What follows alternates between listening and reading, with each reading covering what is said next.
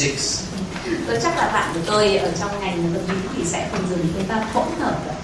But I had a reason. Nhưng tôi có lý do.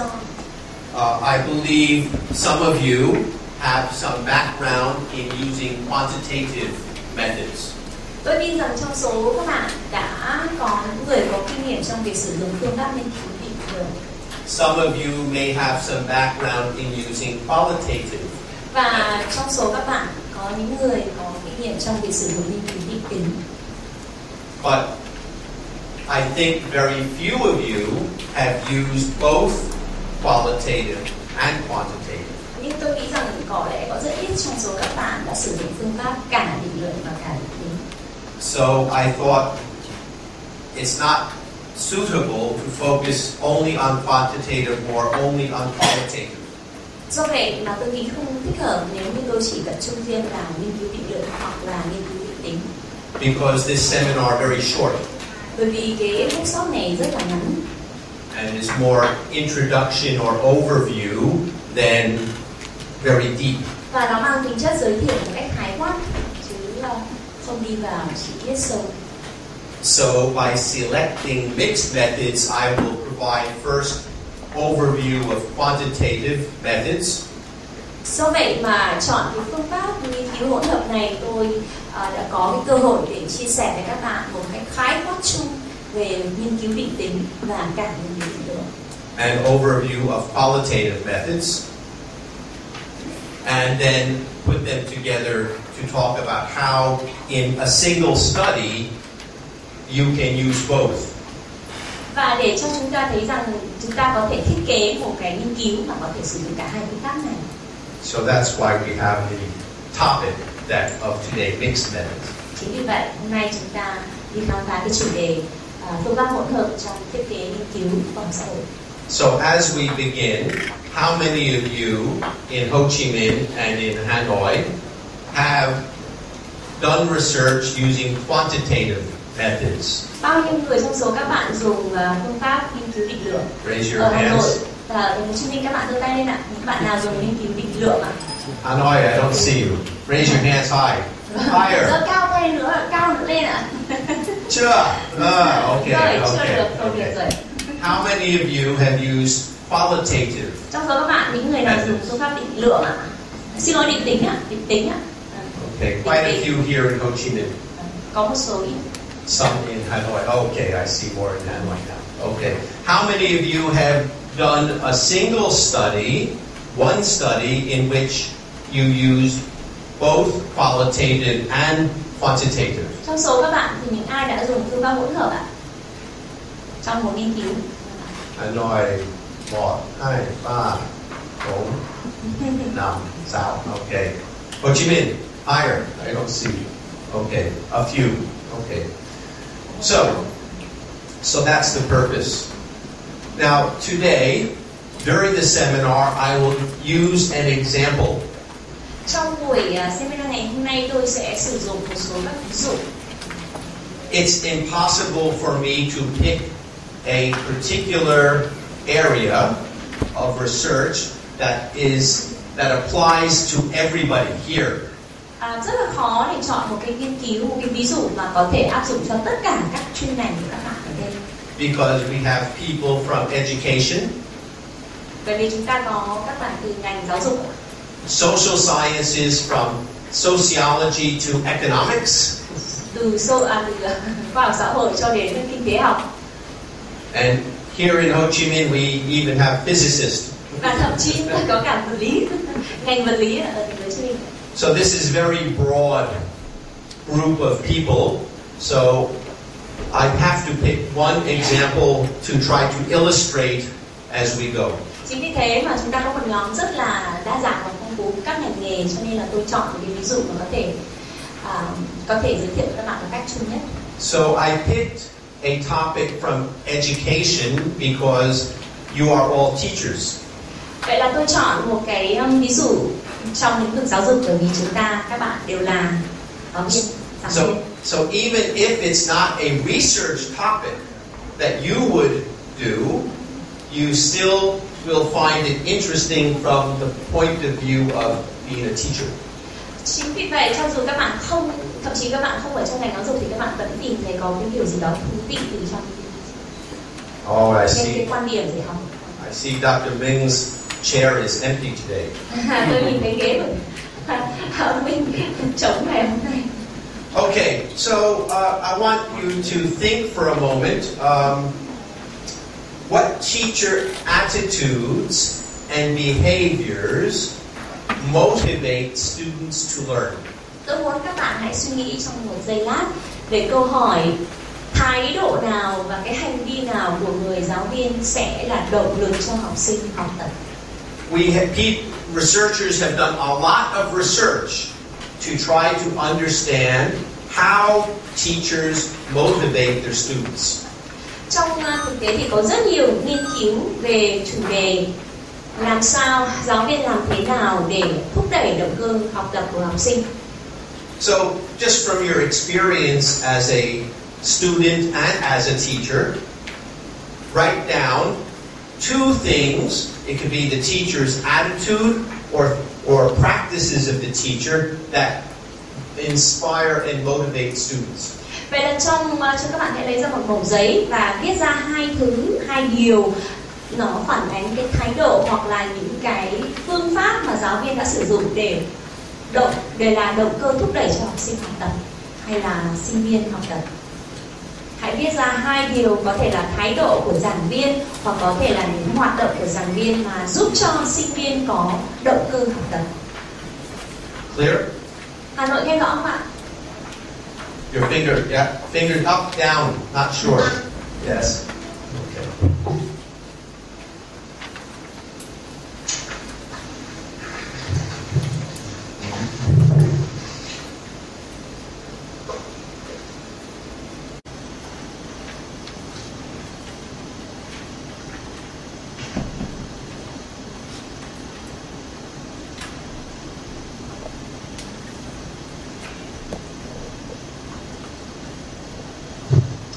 Okay.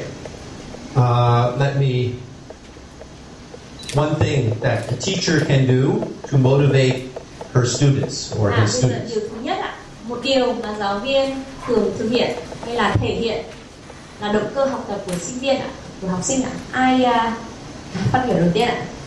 You gonna pick someone? Ai tình nguyện ạ? Vâng, xin mời chị. Just one. Yeah, it is that he is able to show his passion of his job. Okay, can show passion. Vâng, điều thứ nhất là người giáo viên thể hiện cái sự say mê với nghề nghiệp của mình. Tôi nghĩ là giảng viên mà khuyến khích sinh viên tham gia vào việc xây dựng cái bài giảng. Encouragement. Okay, to encourage the student. Yeah, to encourage. I think the idea. You know I major in production food. I think the idea. Ý tưởng của giáo viên và người giáo viên phải ý tưởng. Theo tôi nghĩ cái điều mà quan trọng nhất ở đây là dạy những cái điều gì mà người học viên đang quan tâm. The practical lesson. Okay, so sometimes the teacher, the lesson is up in the air and the student cannot catch it. Đôi khi là bài giảng quá là xa xôi ở đâu đó trong không trung mà học sinh viên không có thể hiểu được. Cho nên là phải có cái sự But if the student can relate to their own experience and how they will use the knowledge. Và học sinh viên có thể cảm nhận được, có thể liên hệ được với những kiến thức mà đang được truyền thụ và hình dung cái việc sử dụng nó trong cái thực tế thì các em sẽ hiểu bài học bài tốt hơn. Theo tôi thì để sinh viên có thể hấp dẫn cái bài học thì giáo viên phải có đặt ra những cái câu hỏi gợi ý. Question. Yeah. The teacher has to be able to ask questions. Very good. Yeah. Rất tốt. Know how to ask good questions. Biết đặt ra những câu hỏi tốt, những câu hỏi. Hà Nội. Vâng, xin mời Hà Nội phát biểu ạ. Bây giờ đến Hà Nội ạ. Xin mời chú. Vâng. Bây giờ đến lượt các học viên Hà Nội phát biểu ạ. Chia sẻ một điều mà theo bạn có ảnh hưởng đến động lực học tập của học sinh. Alo ạ, theo tôi thì là có hai cái ý, đó là khuyến khích và hỗ trợ cho học viên ạ, thì học viên sẽ có cái động lực học tập hơn. Okay, very good. Yes. Encouragement and support. Hanoi, one more. người nữa ở Hà Nội ạ.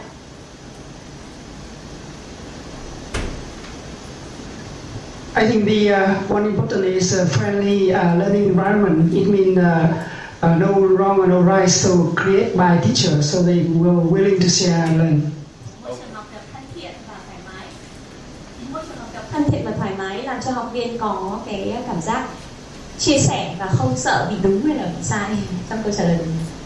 Actually, I agree with you. Tôi rất đồng ý với anh. But I want to combine your answer with somebody else. Và tôi muốn tổng hợp cái câu trả lời của bạn với một của người khác. Because anytime we are learning, we need a balance. Mỗi lần thì chúng ta đều có một cái sự cân bằng trong việc học tập. A balance of pressure and support. Phải có một cái sự cân bằng giữa cái áp lực và giữa cái ủng hộ hay là động viên. So only friendly by itself will not motivate the Nếu như student. chỉ có thân thiện không thôi thì chưa đủ để mà động cơ thúc đẩy học tập của học sinh. And only pressure will not motivate Hoặc là students. nếu như chỉ có áp lực không thôi thì cũng không đủ để mà thúc đẩy động cơ học tập. Okay, our workshop is not about teacher and student motivation. Tuy nhiên thì cái buổi hội thảo ngày hôm nay không phải là về động cơ thúc đẩy học tập của sinh viên, But it's about mixed methods research. mà về phương pháp hỗn hợp trong nghiên cứu. So let's turn to that slide looking at the objectives for today. Mục tiêu của bài học ngày hôm nay là gì? So the first part of the lesson will focus on understanding what we gain from qualitative and quantitative research. Phần thứ nhất của buổi hội thảo ngày hôm nay chúng ta sẽ đi tìm hiểu xem điều gì, những cái điều cơ bản đặc biệt nhất của mỗi một cái phương pháp nghiên cứu định tính và phương pháp nghiên cứu định lượng. For some of you who are quantitative researchers, what we talk about on qualitative will be something new. Đối với các bạn mà làm nghiên cứu định lượng thì những điều mà chúng ta nói về định tính ngày hôm nay có thể sẽ là những điều mới mẻ đối với các bạn. And vice versa. Và ngược lại, đối với những bạn làm nghiên cứu định tính thì những định lượng sẽ làm các bạn ngạc nhiên. So that's the first part, but then after that we will look at how can you put both types of methods together in a study. Sau đó, phần tiếp theo của buổi hội thảo thì chúng ta sẽ đi nghiên cứu làm sao có thể sử dụng cả hai cái phương pháp đấy trong một nghiên cứu của mình. A long time ago when I started my career as a researcher, Cách đây rất lâu rồi khi tôi mới bắt đầu sự nghiệp của tôi là một người nghiên cứu. before you were born, Trước khi bạn sinh ra. when baby and bear, Trước khi bạn là cái bé. qualitative research had a bad reputation. Cái thời đấy thì nghiên cứu định tính có một cái nó rất là tai tiếng, rất là không được trân trọng lắm. Quantitative researchers kind of look down. Và những người làm công tác nghiên cứu định tính thì thường bị rất là coi thường. But over the last 30 years, Nhưng sau 30 năm nay trở lại đây that has changed. thì điều đó đã thay đổi. And the methods for doing qualitative research Và have những phương pháp nghiên improved cứu định tính đã được tăng cường lên rất là đáng kể. so that now we recognize there is something to be gained from both types of research. Chính vì vậy bây giờ người ta đã nhận ra rằng có những điều rất là quý giá từ cả hai cái phương pháp này. When I was a doctoral student, Khi tôi là nghiên cứu sinh tiến sĩ thì Lao Khóa, a long time ago, lâu quá rồi. I read a book Tôi đọc một cuốn sách called The Case Study Method. nghiên cứu trường hợp, Very small little book like this. một quyển sách bé xíu như thế này. The author was Richard Yin, Y-I-N. Người tác giả là Richard Nghiên, chữ Y dài, chữ Y ngắn và chữ N. Nghiên. I just noticed on the internet when I did a search last week. Tôi vừa mới nhận ra rằng khi mà tôi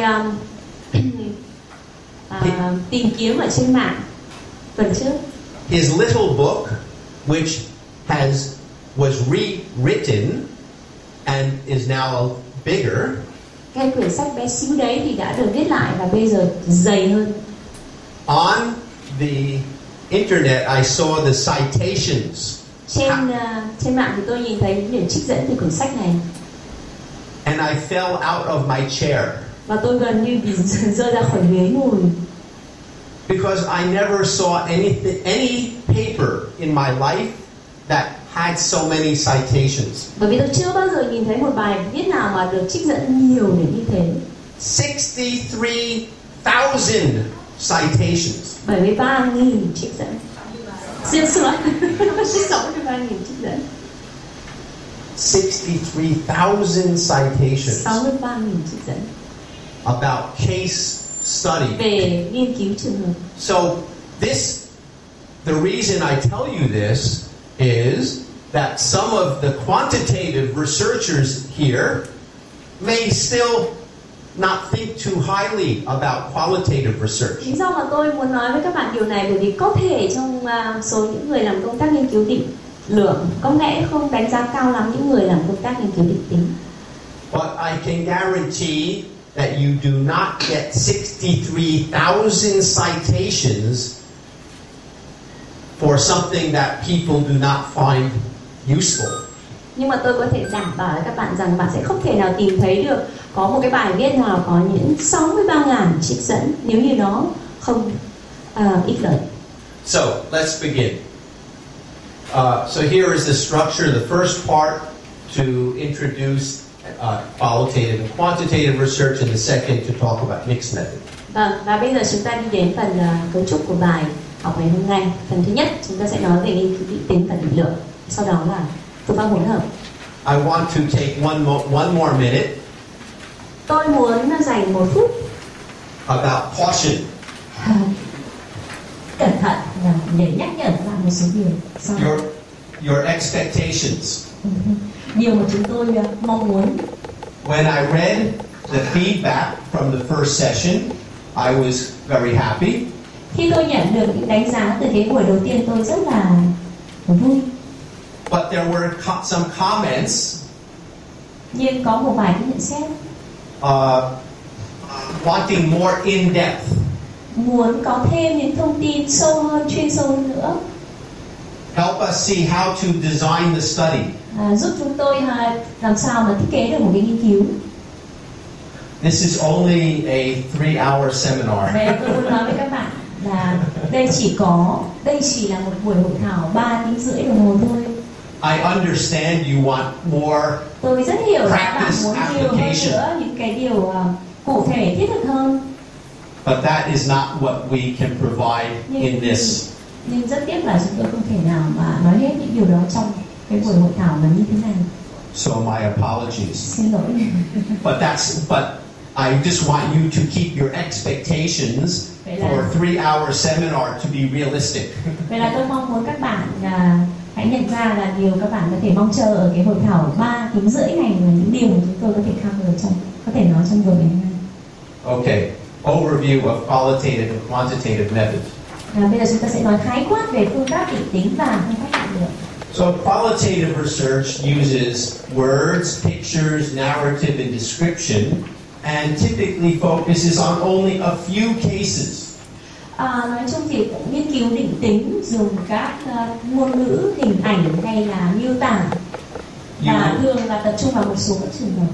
You see methods called case study or naturalistic. We use interview and observation. Các bạn nhìn thấy ví dụ những nghiên cứu trường hợp hoặc là những nghiên cứu mà phương pháp nghiên cứu phỏng vấn hay là nghiên cứu quan sát. Qualitative research seeks to describe rather than explain causes. Nó thường là mang tính chất diễn giải chứ không mang tính chất giải thích nguyên nhân và hệ quả. This should be quantitative on this side. Sorry. This side. Xin lỗi, cái phần kia đáng lẽ phải là phần nghiên cứu định lượng. This side should be quantitative. Cái chữ kia phải là nghiên cứu định lượng, và cái chữ bên tay phải. I know you got that. Hà Nội ạ, vâng. Các bạn có thể chỉnh một chút là bên tay phải là chữ quantitative, tức là định tính, xin lỗi, định lượng bên tay phải. So quantitative uses numbers and focuses on large numbers of cases. Trong nghiên cứu định lượng thì người ta thường dùng các con số và tập trung vào những cái con số rất là lớn và rất nhiều các trường hợp. Or we can say medium to large. Thường thì từ khoảng trung bình cho đến rất là số lượng lớn. For example, right now I'm doing a study of 30 schools. Ví dụ như bây giờ tôi đang thực hiện một nghiên cứu của 30 trường. 30 schools is not such a large number. 30 trường thì không phải lớn. But the 30 schools have 2,500 teachers. Nhưng mà 30 trường này có 2.500 giáo viên. And 10,000 students. Và có 10.000 in the study. Trong cái nghiên cứu này. So you cannot do a qualitative study with that size, with that large number. Như vậy với con số lớn như vậy thì bạn không thể sử dụng nghiên cứu định tính mà phải dùng định lượng. Quantitative research uses generally will use statistical analysis to look at trends and relationships across large numbers. Thường ấy thì trong nghiên cứu định lượng người ta sử dụng các phương pháp nghiên cứu thống kê mô tả để mà nhận biết ra những khuynh hướng, những xu hướng phát triển. So in Ho Chi Minh, I'd like this half of the room, or this side of the room, write downs, and you can talk with your people at your table. Write down some of the pros and cons of qualitative Và tôi muốn nhóm bên này, nhóm từ bàn của bạn đến bên này chúng ta sẽ viết ra những điều ưu điểm và nhược điểm của các nghiên cứu định tính. So, and the same and the other side of the room, you can talk with each other. What are pros and cons of quantitative? Và phía bên này thì sẽ viết về các ưu điểm và nhược điểm của phương pháp nghiên cứu định lượng. Các bạn có thể trao đổi với nhau trong Hà Nội the same. Và các bạn cũng chia hai nhóm ạ. Các bạn cũng chia hai nhóm ở Hà Nội, một nửa sẽ nói về phương pháp định tính, một nửa sẽ nói về phương pháp định lượng. Các bạn đề ra những cái điểm ưu điểm và nhược điểm của từng phương pháp đó và có thể trao đổi với nhau để viết ra những cái nhận xét đó. I give you 3 to 5 minutes. 3 đến 5 phút ạ. Trong khoảng từ 3 đến 5 phút, trong hai nhóm chúng ta sẽ viết ra giấy những ưu điểm và nhược điểm của phương pháp nghiên cứu định lượng và phương pháp nghiên cứu định tính. Chúng ta trao đổi trong nhóm của mình.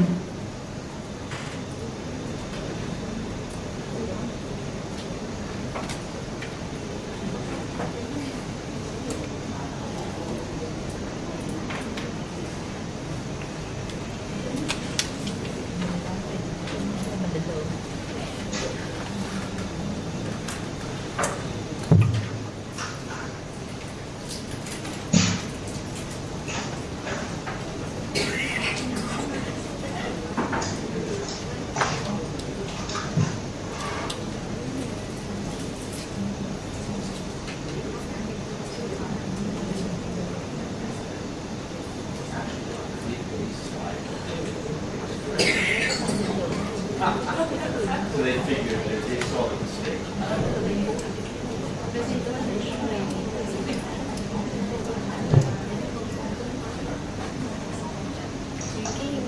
Bao nhiêu giây nữa ạ?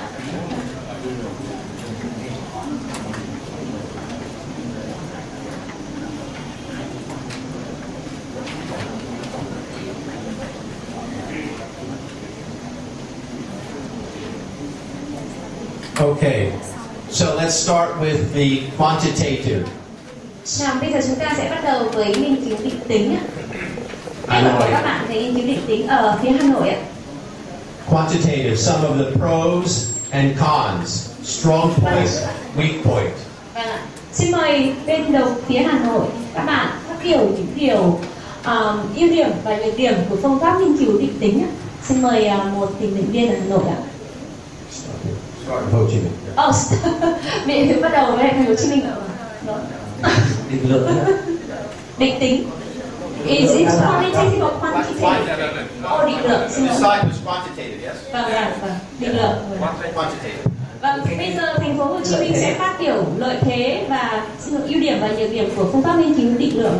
Chúng tôi thảo luận thì cái ưu điểm thứ nhất là có cơ sở dữ liệu để chúng ta kiểm chứng được giả thuyết. Yeah, you can.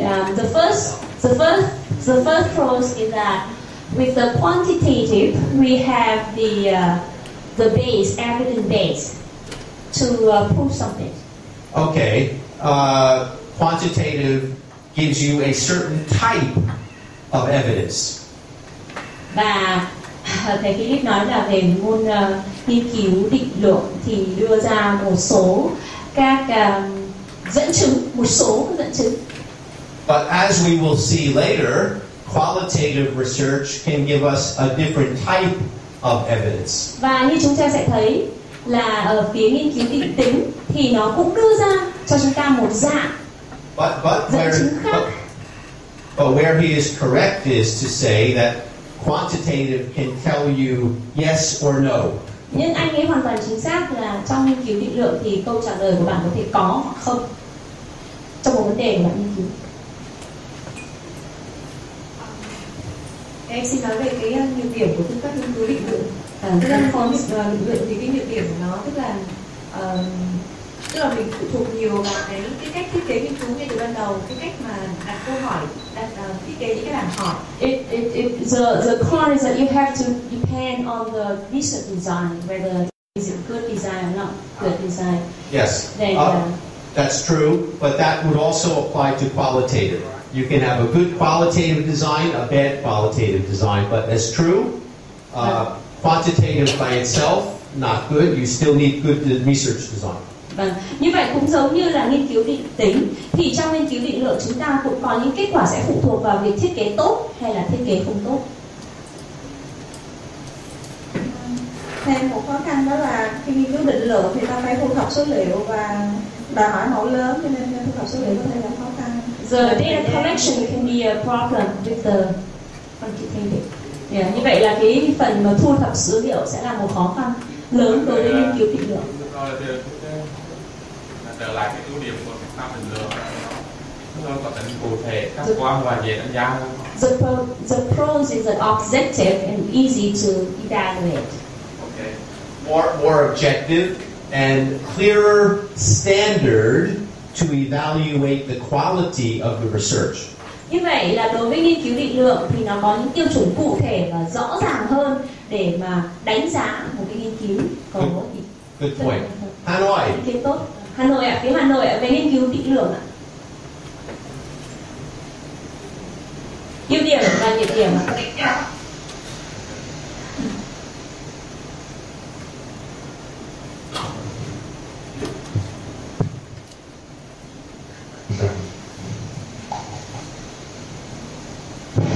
Tôi cũng nghĩ là thiết kế nghiên cứu định lượng thì ngay từ đầu đã khi thiết kế thì nó khó linh hoạt trong quá trình thiết kế cũng như quá trình tiến hành nghiên cứu ạ.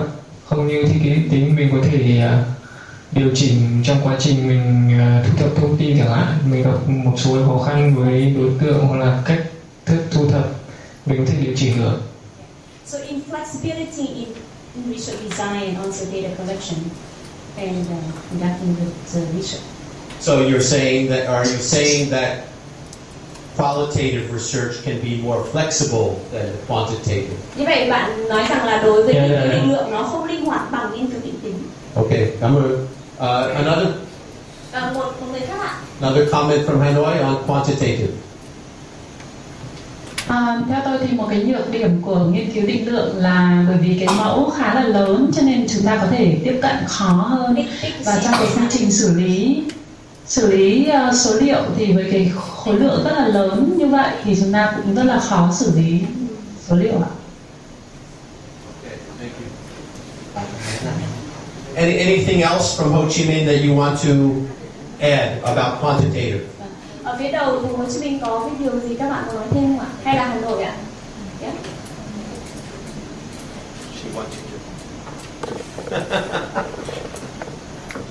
Theo nhóm của tôi thảo luận thì cái phương pháp nghiên cứu định lượng nó có một cái nhược điểm là nó khó nhìn nhận được những cái vấn đề thuộc về cái nhận thức perception.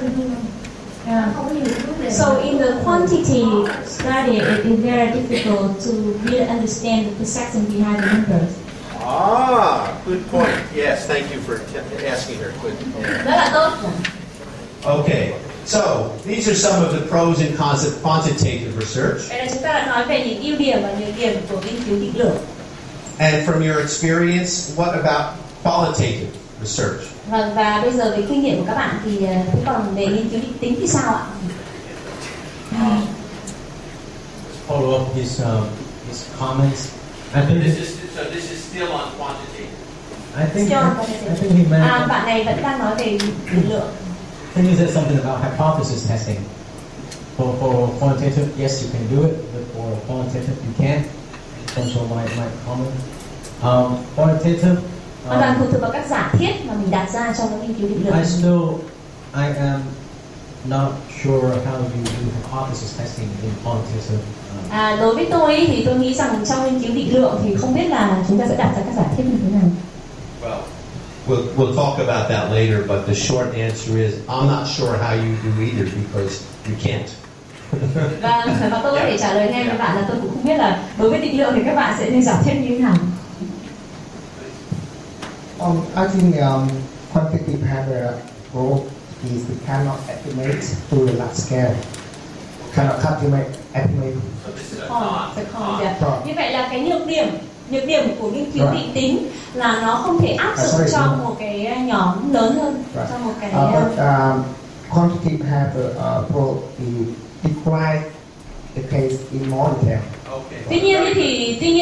Tuy nhiên nó có thể miêu tả một số cái tình huống hay sự kiện một cách chi tiết hơn, thì nó không mang tính khái quát hóa. Tôi xin nêu cái quan điểm về cái ưu điểm của cái định lượng định tính thì có thể chúng ta là trực tiếp quan sát được. The pro is that we can observe it directly.